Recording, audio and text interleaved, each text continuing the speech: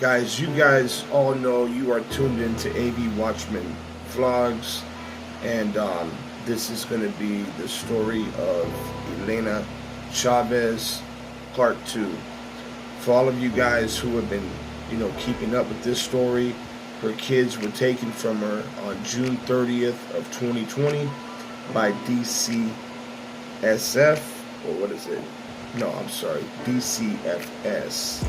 Took her children from her, and they did it in a sneaky, shady type of way. Now, I'm gonna need your help on this one, guys.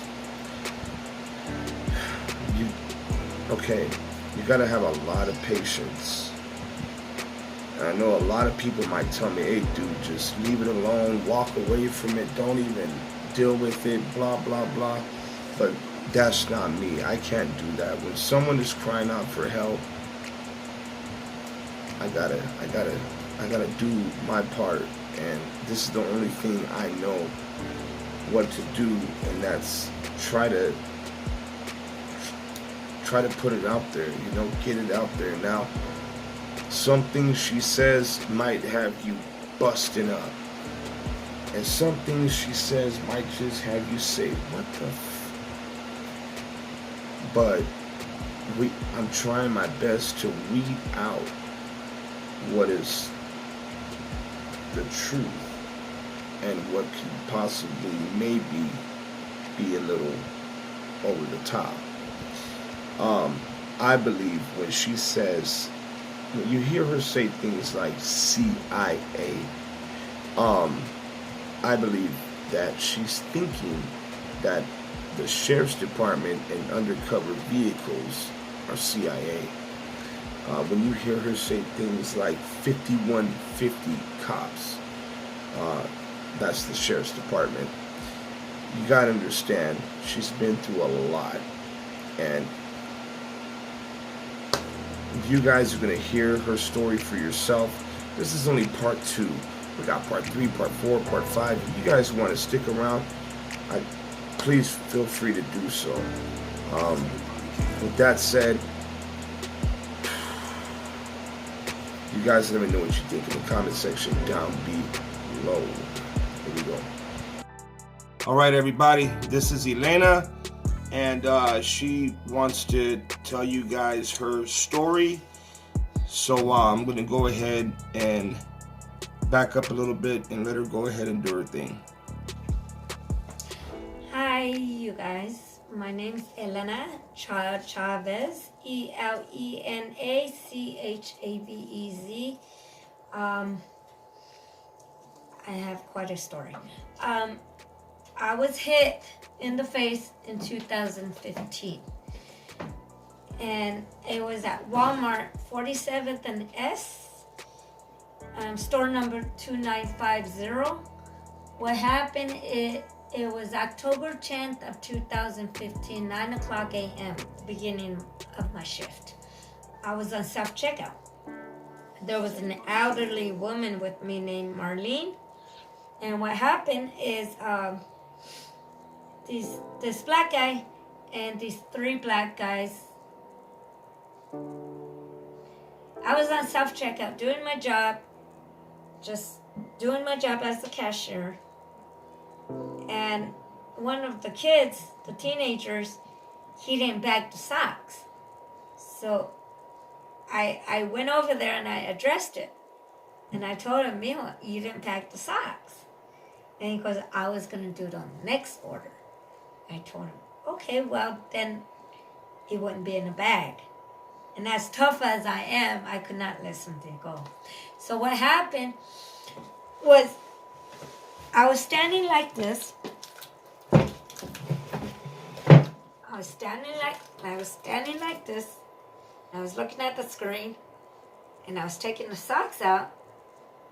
And the 3 boys were just staring at me, and he goes, I was going to do it on the next order.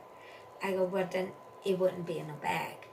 So when I look to my left, the tall black guy hit me. No, you fucking bitch. So I go bouncing. to the ground. It was a pretty hard hit. So what happened was... Hold on, guys. And so what happened is, as tough as I am, I got up off the ground and I ran towards the door. And that was on the food side of Walmart. So I wasn't far to run. I was wearing sneakers, brown jeans, a blue button-up shirt, and yeah. And so I went running. He actually hit you. Yeah, he hit me hard. Where did he hit you at? In the eye. So I had a busted eye, black and blue. I had a messed up nose, bloody nose, and a bloody lip. So what happened is I went running towards the door, and there was a guy named Mike that worked in the grocery department at the time, young black guy. So all he had to do was, with his minion Jackie on, all you had to do was go like this and trip the guys. So he didn't do that. So he was part of the hit, just because he didn't do that. So I continued running, but I didn't run past Walmart, because I knew if I ran past Walmart, they wouldn't help me. So I got a description of the Blazers because the guys ran. There was a family of 4, 3 kids, and I'm thinking the dad, the brother, I don't know. So it was an SUV. It was a black SUV, because they parked on the other end, but I have good eyes. So what happened is I rushed back. Monique Thompson on register 20, and she was money center, CSM. So I ran up to her and I told her, look at my damn eye, Monique. Where's Travis Johnson, the manager at the time? And she starts flipping the money, panicking. Oh, I have to get the money to Travis. Because Travis Johnson was loss prevention before. So he enjoyed watching his customers and his employees getting hit. Stupid. Excuse my language. But, so I go, you know what, fucking bitch, you're taking too long. So I met Travis in the middle aisles over by the clothes.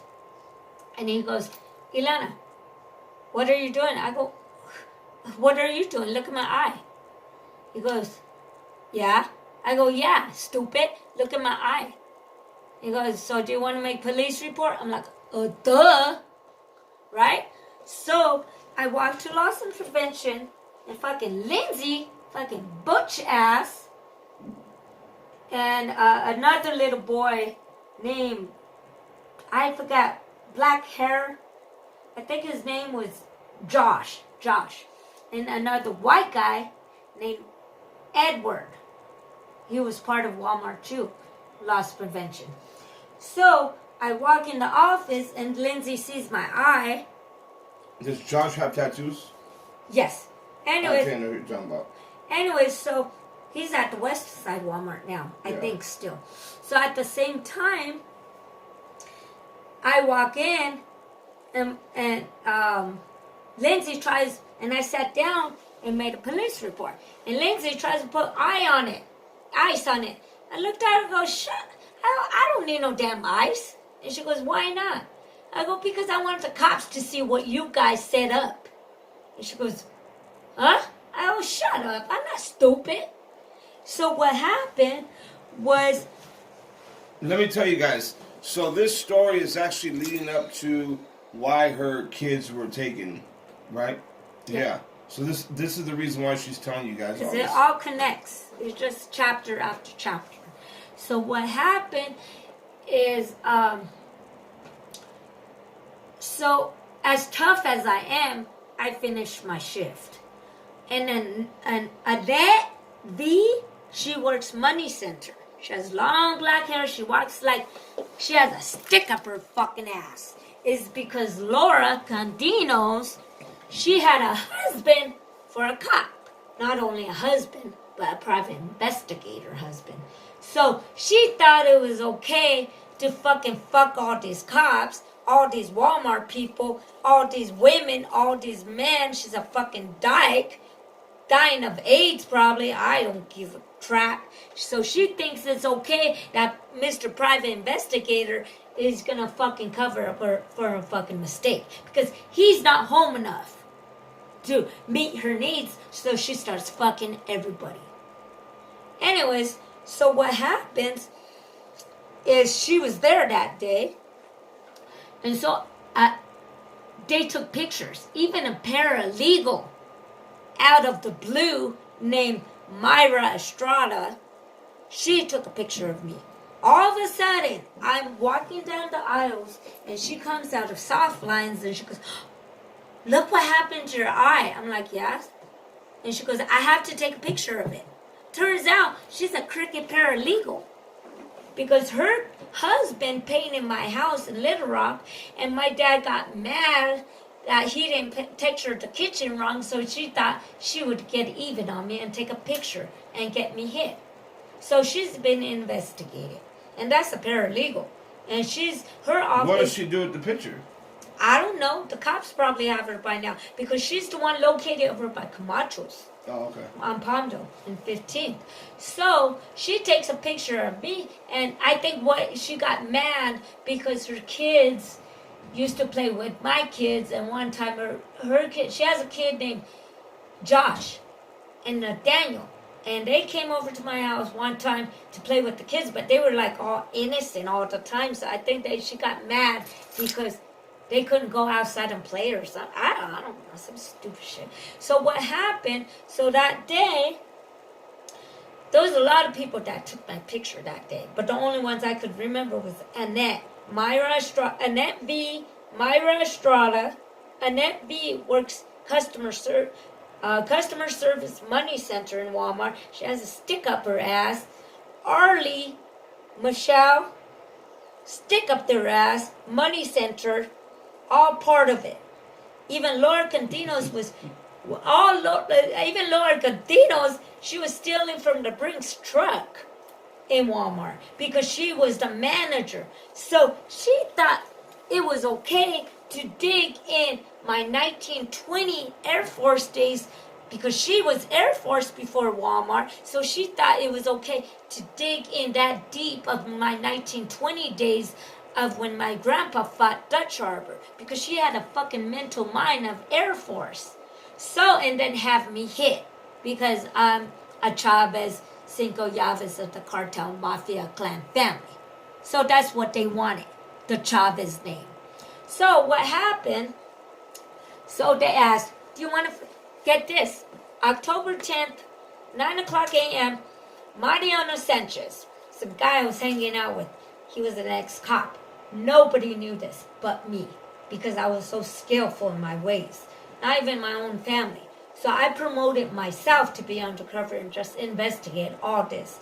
So I hung out with him for like 4 years. And my family kept saying, why? I'm like, don't worry about it. Why? Because I know what I'm doing. Turns out he's CIA cop.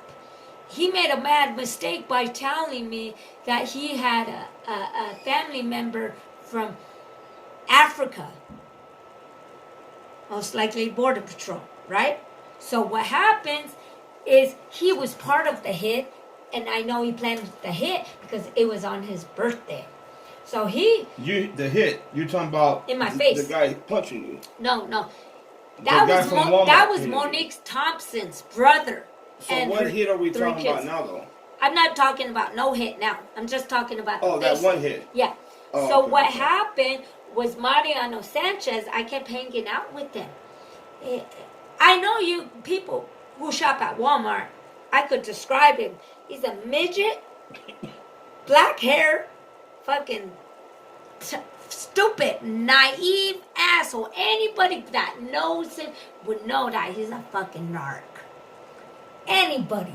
Just looking at the stupid idiot. The day I met him, I knew it was a narc. He was setting me up the whole time because you know what? He was telling me his mom's name was Margaret. And I met her before him. My mom's name is Margaret and she's dead. So connect the dots, right? So at the same time, I knew who it was on his birthday. So on the down low, I thought, okay, I'm going to finish my shift because this guy is 55 years old, don't drive at all, no teeth on the top, no teeth on the bottom, and lives with mommy and daddy. So what is that going to tell you? He's a narc. And his whole family are narcs. I wouldn't doubt it if he's faking his mom has died of a tumor. I never saw any damn stupid shit. Any papers? I don't even think I think he faked his mom's death. Well, anyway, so I'm still investigating it myself.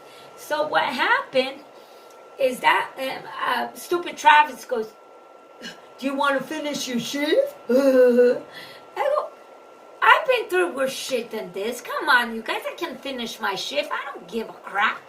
So I did my whole shift. So damn way. It was just a black guy. So what happened is I went home, and then we had cake and ice cream for Mr. fucking birthday man here. Cake and ice cream. And I walked in my family house. My dad was living with me, my son, and I had eyeglasses on. So they thought it was him beating my ass, and it wasn't. I just didn't want to discuss it with my dad. So we were living in Little Rock, 10007 East Avenue, R10, crossing 100th. Piece of shit looking house now. That's not my house anymore, thank God. Well, anyways, so when I go up to the house, Mariano meets me getting off the bus station. And so he meets me at the house. Well, no, actually, he meets me at Walmart. Back up, I'm sorry. And so I take him home. I buy some dog food for the dog, and we go back to the house. So my dad's looking at me and asking me, why do I have sunglasses on? So I take them off. And then the cops come up. Robert Court from the Ponder station.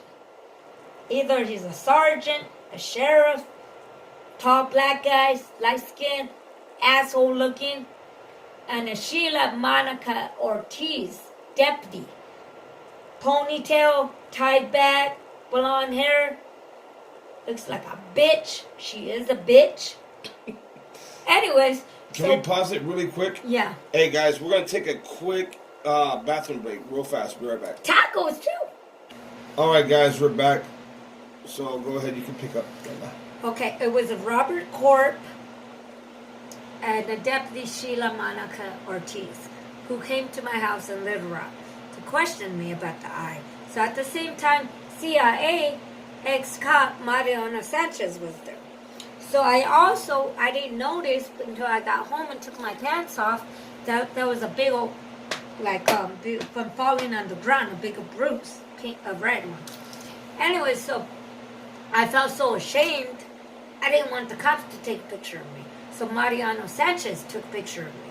So what happened was after he took the picture, they came out and talked to me. And my dad is such an asshole from his mafia ways. He was like, you know what? My daughter knows what she's doing, so let her handle it. And he was just pissed because they've been wanting to kill the Chavez's names since 1920s. It's like, come on, you guys, it's just a freaking name. Anyway, so what happened was I went outside. Mariano came with me, following like a little midget ass all slow because all these fucking cops are slow. Remember to try to stand like right in here. Yeah, walking like this. But anyways, so I'm talking to Robert Corp and he has his locs on, you know, like these cops. Anyway, so he's looking at me, right? And Miss Monica Sheila had taken her statement. Sorry, Steve. But anyways, so they took my statement and everything. And so what happened is I go, when can I go back and see? You have to come this way. When can I go back and see the results on this, right? So they go. It was about 5, 6 o'clock when we got home. So it was summertime, okay? Well, no, it was October 10th, like still kind of cold. It was cold. So I went back about 7:30 p.m. and I walked in from the GM side. So what happened is I came up and Lindsay was there, and I go, Lindsay, where's the cops? I want the results. And she goes, don't worry about it. I go, don't fucking tell me not to worry about it. You call a cop right now, and I'm sitting my ass down until I see one. And so she called Robert Court back, and I had the police report, everything. So I was already in Walmart. He comes walking in with this stupid combat army pants on, stupid, and his lobes, trying to act all badass, and little old me. So I look up, I go, so what's going to happen? He goes, we don't have enough evidence. I go, you freaking asshole, look at my eye. He goes like, duh. And this happened inside of Walmart. Inside of Walmart. They couldn't look at the cameras. Because they were hiding.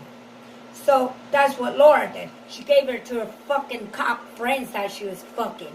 Anyways, she was fucking all these damn cops.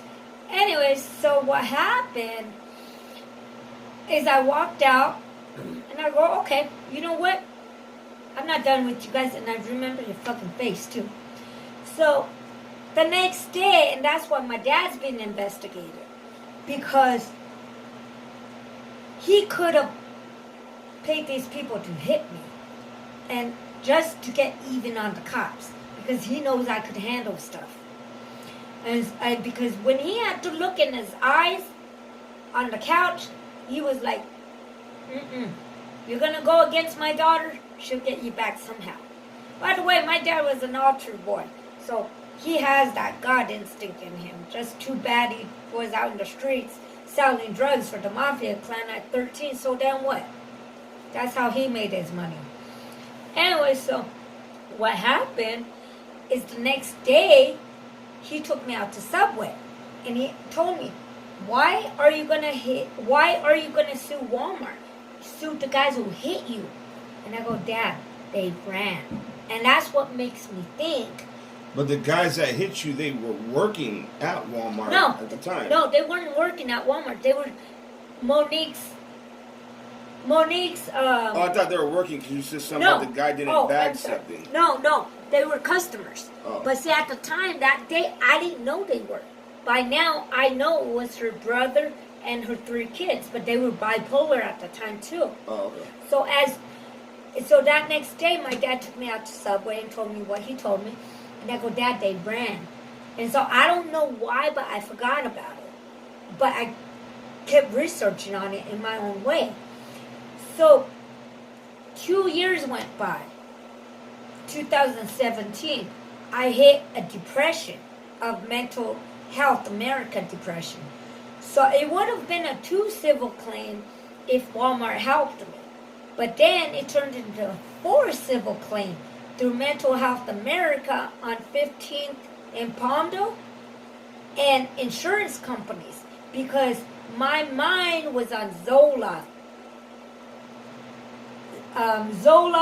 antidepressant pills, and Xanax, some more stronger pills. So I was just in misery, going in front of a train, mood swings all the freaking time. So 2017 came, I started getting this way. The day I was diagnosed with depression, fucking Mariano Sanchez met me at that medical building on 30th and Palmdale? 40th? Yeah, 40th. Anyway, he met me there. And I was already like going into a depression of just not caring about nothing. I wanted to give my kids away because I was like, you know what, I'm just tired of life. You know, I was chemically inclined already. I just like, I didn't give a shit. How long ago was this? This was in 2017. Oh, okay. So I was 2 years after I got hit in the face. So I was tweaking on my toes. I was not showering for 7 days. I was laying in my own period blood. Oh, yeah. For 7 days at a time, I wouldn't shower. Sometimes I would get up, but I was never showered. I just didn't care about life. I was just giving up. So what happened is for that year, Mariano fucking Sanchez, because that day I went over there, she diagnosed me as depression. And in my days, because I'm Apache Mexicano and a Chavez Chicana, I was like, there's no such thing as depression. I'll tell everybody, you know what? There's music, there's running, there's music, there's no such thing. So I took it hard. And I was like, my mouth was just like, blew open. And Mariano Sanchez looked at me and he was like, cool. Like in that deceiving cop building, like, we got her. Because it takes about a year to completely kill your blood cells. So what happened? What do you mean by that? I mean, your brain cells. That's what I'm saying. You take so many of those damn pills, eventually your brain is dead. Dead. That's why there's so many homeless people. Because they're completely dead. Okay, so look, I'm not trying to cut you off. Look, guys, we're coming up to the 23-minute marker. We're going to do segments on this. We're going to leave off here because I have to get ready. I have to get ready for work and everything. But we're going to leave off here. Can you remember where we left off at? Yeah, I just take I take a note of the last part. What was it? You remember? Let's see. Yeah, when I went to the doctor. Oh, we could always just look at it. Yeah. And then see it. But when I went to the doctors, I tell this story so much. I know, and you've told it to me about, 4 or 5 times, and it doesn't change. In different ways. But, in different ways, but it doesn't really change as much. All right, guys, so we're going to cut it here. It's going to be a 25-minute long video. This is the Elena Chavez story. DCSF, they did take her children. What day was that on? That was on... Last Thursday?